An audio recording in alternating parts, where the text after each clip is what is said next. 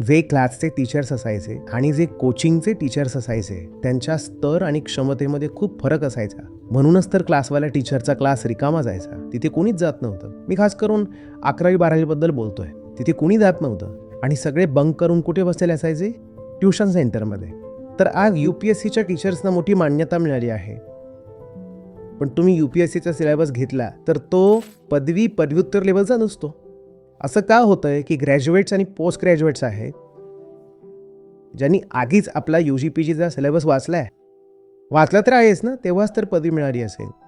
आता त्यानंतर जेव्हा त्यांना UPSC न्यायची असते तेव्हा ती वेगळी कोचिंग घेतात त्याच विषयाची, जे की तथाकथित रूपाने आपल्या कॉलेजमध्ये आधीच वाचून आले आहेत, पदवी मिळवली आहे.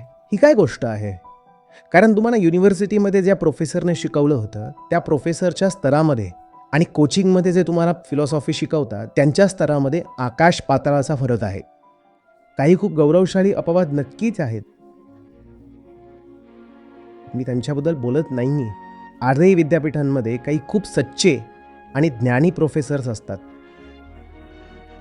आणि त्यांच्याप्रती मला पूर्ण सन्मान आहे. पण आपण गोष्ट बहुमताची करत आहोत. बहुतांश तसे आहेत.